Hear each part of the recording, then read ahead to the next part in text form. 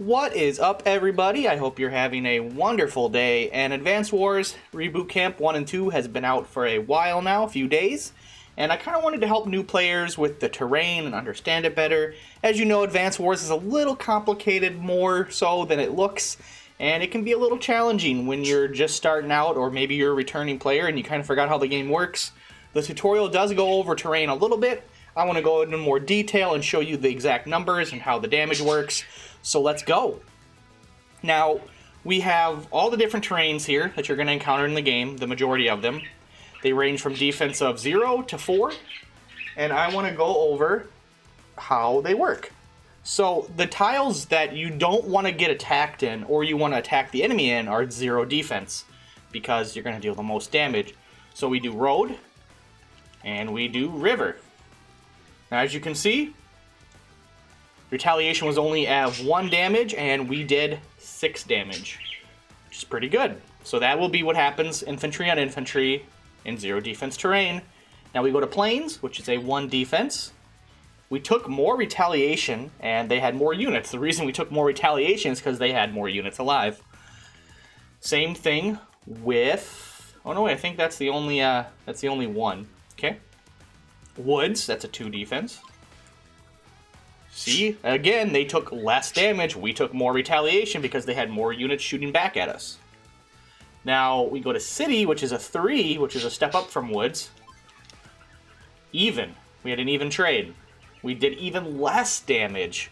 Now, hills, the number 1, or mountains, I guess we'll call them, the number 1 defense, 4 defense, same as 7 to 7. This can... RNG could make this like a 7... 8, 7, 6. This could be a little bit different, depending on how RNG works and what the enemy CO is. But that's going to be the most, the least damage you're going to deal. It's going to break even, and it breaks even here too. But this roll could be different because the RNG does round. It does round up or down based on the numbers. So keep that in mind, I guess, to a degree. But as you can see, the more defense, the less damage the defending party takes. Now, we all know tanks do pretty high damage to infantry. Just looking at it in the road here, it practically knocks infantry down to 3. River, see, it knocked it down to 2. Now, why is that? The defense is 0. Like I said just a second ago, the RNG number rounds. It rounds up or down depending on what it's at. So like a 54, a 44, or a 56, a 46.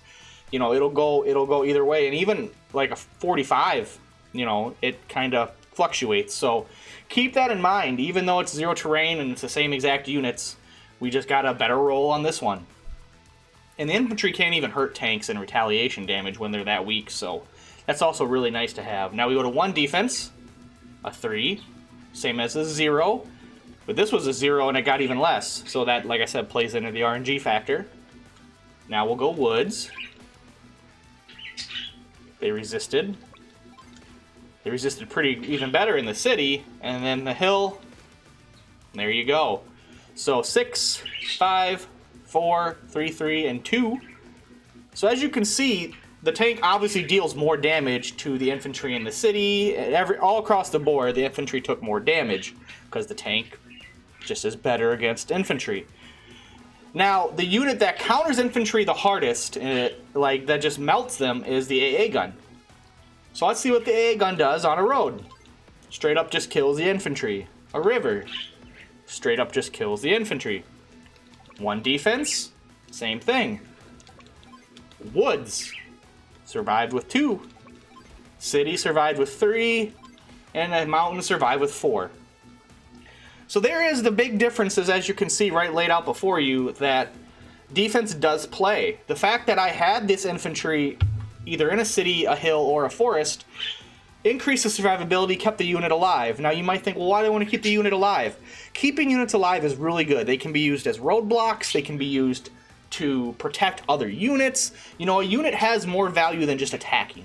And a unit that is alive can do you more than a unit that's dead. So just keep that in mind. You know, you want your units on the field because they still provide a lot of value even if you don't attack with them. They can do a lot of stuff. So, moral of the story is, terrain matters, the unit attacking matters, and the unit defending matters, of course, like their matchup.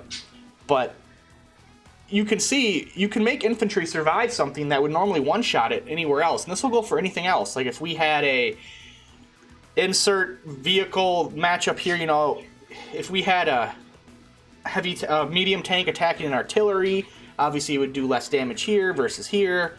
You know, tank versus artillery, you know, whatever the weakness is, you would have different results that would be similar to this kind of scale. So hopefully by just seeing this and watching this video, you understand that terrain really does matter. And when you attack, try to attack from a terrain that's going to give you a defense bonus, so when they retaliate, you don't get hit as hard. Or if you're moving into a position, stay off of roads and stay off of rivers. And you might even want to stay off of plains if you can. Move off the road into a forest if you got a vehicle. Move off the road onto a hill if you're infantry. Obviously, vehicles and stuff can't go on hills. So your best option is either a city or a forest for any kind of vehicle, which there's usually plenty of those, so you can take advantage of that. But that's it. That's the video. Hopefully it helped you guys out. Any questions or comments, let me know down below. I plan to make more videos to cover more topics. Advance Wars is an awesome game. I really do love it. I think it's a one-of-a-kind gem. And I really hope, you know, this brings more life into the series after being dormant for so long. But as always, guys, thank you so much for watching, and I hope to see you guys in the next one. Until then, peace out, guys. Have a good one. Later.